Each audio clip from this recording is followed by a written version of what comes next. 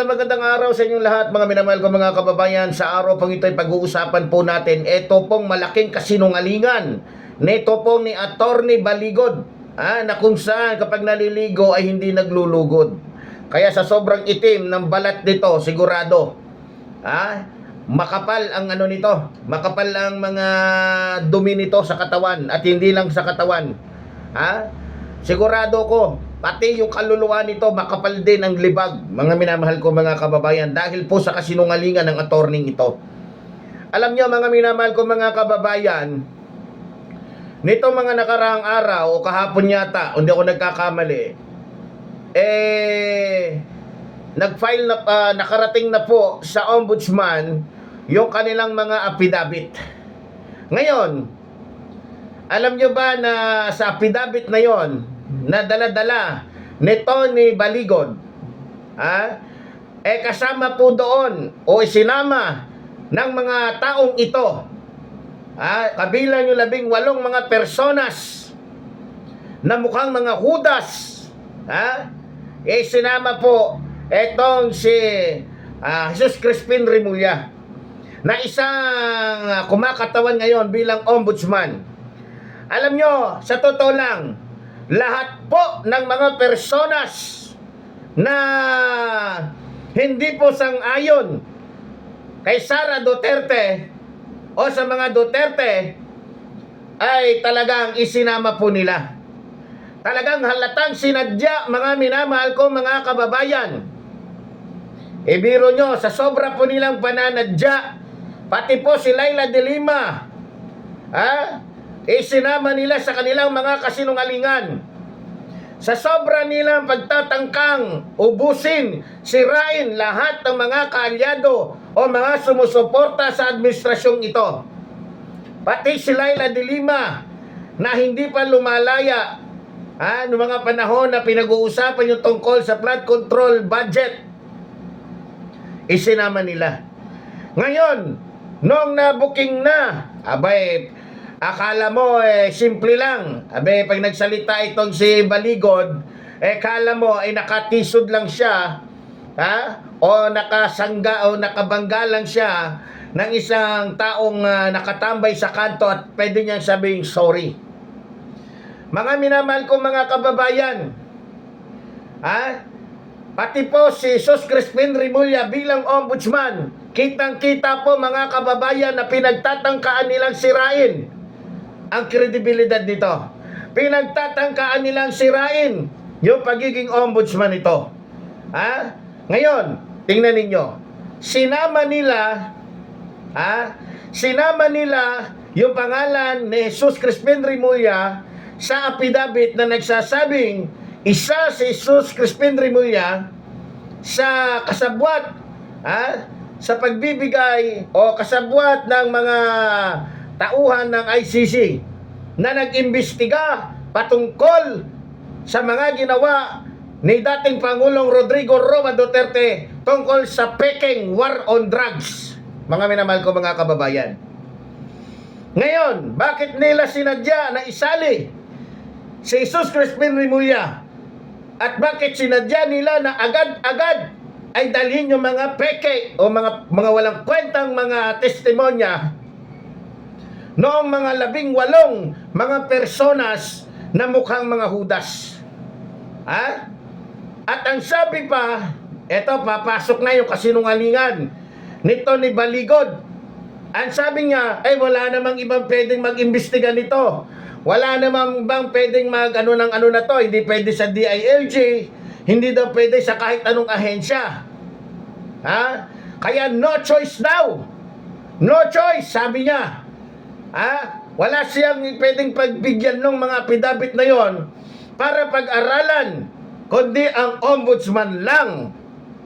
Ang problema, mga minamahal ko mga kababayan, mismo ang hepe o direktor po ng NBI na si Attorney Matibag ang nagsalita na ayon sa batas, ang pangunahing ahensya na pwedeng mag-imbestiga patungkol sa mga ganyang usapin o patungkol sa mga testimonya ng mga mukhang tulisan ay ang NBI. lumalabas na itong mga pinagsasabi ni Baligod ay puro mga kasinungalingan. Matatandaan ninyo, atras abante po yung kanyang mga sinasabi. Kumbaga, sa umpisa pa lang, wala na sa ayos. Makikita mo yung kasinungalingan, makikita mo yung kanilang motibo. Ngayon, bakit ba sinadya nito ni Baligod nadalhin sa ombudsman yung affidavit na yan at pag-aralan? Kasi meron silang plano.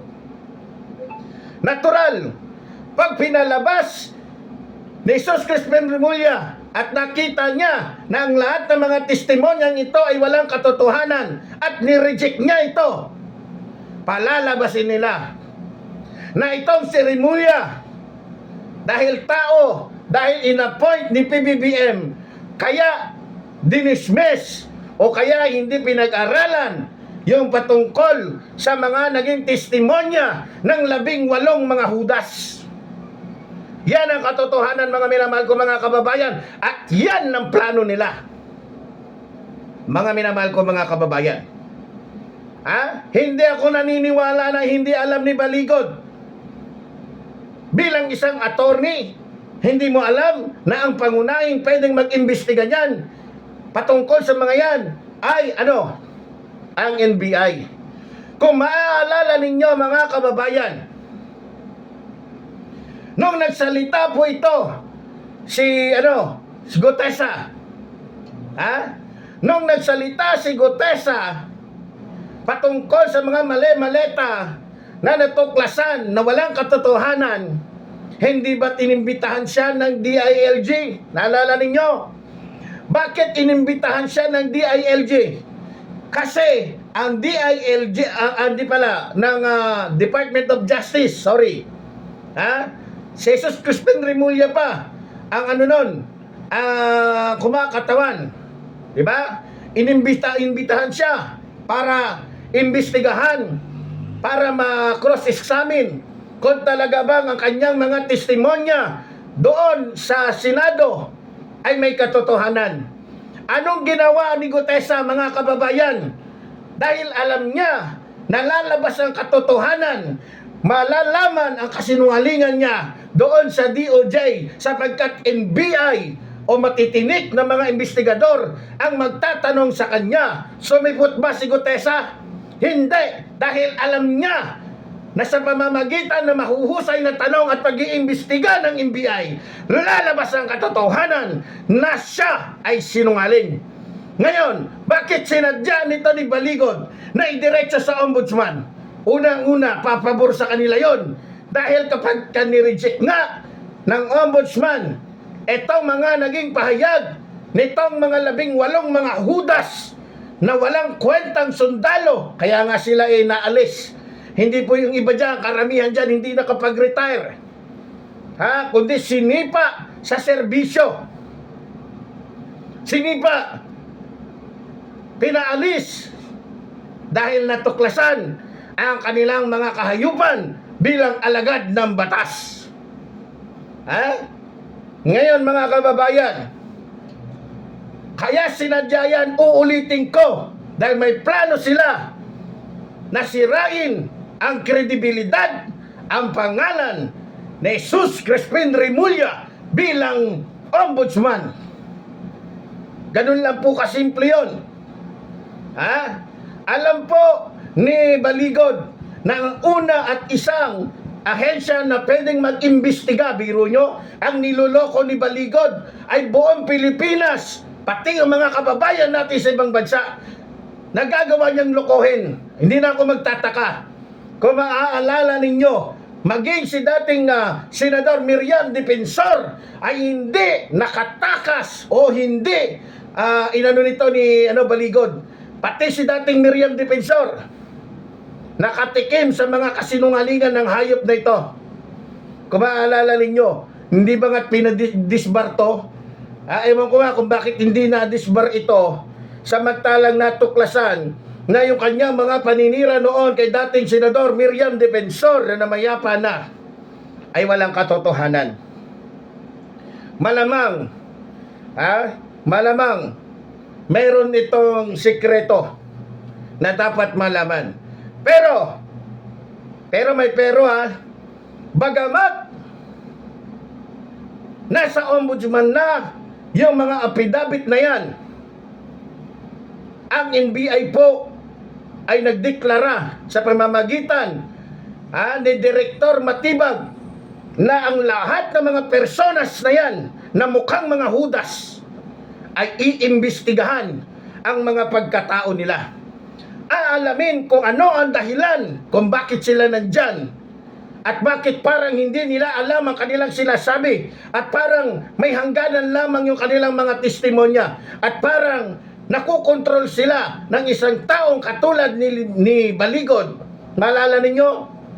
Tinatanong yung isa, hindi niya sinagot, pinasa niya doon sa isa. Si Baligod nakadingin doon sa kanyang mga alipin niya, doon sa 18 mga kasabwat niya. Ngayon, pag nahihirapan sumagot, yung kanyang mga kliyente na nagsasabing saksi, kinukuha niya agad, inaagaw niya agad ang mic. Bakit? May tinatago, etong si Baligod. Napansin niyo ba yung kanyang Napansin niyo ba yung kanyang tawag nito? Sinturon. Sa sinturon pa lang 50,000 na. Sumukhang nakapaldo po etong si Baligod. Attorney Baligod, mukhang nakapaldo ka talaga. Sinturon pa lang 50,000 na. Ano pa kaya yung sapatos mo? Ano pa kaya yung iba mong mga kagamitan? O baka may bagong kotse din to, mga kababayan. Sa totoo lang, mga minamahal kong mga kababayan, hindi rin makakaligtas itong si Baligod. Bakit? Sa pag-iimbestiga ng NBI ngayon sa kanila, siya ang pangunahin na iimbestigahan, maging itong si Mike Defensor na natuklasan na ang sasakyan nila ang ginamit ng 8 ex-Marines kuno na nalaman na yung iba dyan ay peke at hindi kailanman naging membro ng Armed Forces of the Philippines. Mga kababayan, hindi na ako magtataka kung isang araw may darating na warrant at huhulihin itong si Baligod, maging si Mike Defensor, maging itong 18 mga personas na ito. Pero ang problema, alam ko, na tulad ni Gutesa, itatago din sila. Nino, alams na. Kung yan ay mga kasama ni Gutesa, para sa akin, para hindi kasi mahalata na yan ay tao pa rin, nito ni Marcoleta at ni Mike Defensor, ang pinaharap nila at binayaran nila, inutusan nila ay si Baligod, para hindi masyadong obvious. Pero ang totoo, kapag natuklasan ng NBI na itong mga ito ay mga impostor at hindi mga totoong tao at hindi totoo yung kanilang mga testimonya, mag-aala Gutesa din tong mga to. Sa pagmumukha pa lang ng mga yan, halatang halata na hindi nila alam ang kanilang ginagawa. Dahil sa tanong pa lang sa kanila, mukhang si Baligod lang ang may karapatan na sumagot. Mukhang si Baligod lang ang may alam sa totoong mga pangyayari o may alam sa scripted na gawa-gawa nilang istorya para lamang sirain ang administrasyong ito. Kaya mga kababayan, ang hiling natin kay Direktor Matibag, imbestigahan kung ano ang tunay na pagkatao ng mga ito. Malamang, kaya itong mga ito ay pumayag sa ganong deal, sa ganong trabaho, siguro dahil nga natanggal sa serbisyo itong mga ito, at wala na sigurong pera, nagbuwis buhay na lang, kapalit ng milyones. Ngayon, meron ng partial na nalalaman ang NBI sa ilang mga personas na kasama nitong ni Baligod. Nalaman na yung mga karakter na mga yan ay puro mga masasama. Ngayon, paano mo paniniwalaan itong sinasabi ni Baligod na mga magigiting na sundalo gayong sila ay mga na-discharge dahil sa kanilang mga kasamaan? So lumalabas para kay Baligod, yung mga masasamang sundalo ay magiting na sundalo. Ano na lang kaya ang pwede nating itawag dito kay Baligon? Isang magiting na sinungaling? Ganun ba yon? O isang magiting na, kumbaga, isang magiting na walang kwentang abogado? Ganun ba? Ha? Mga minamahal ko mga kababayan.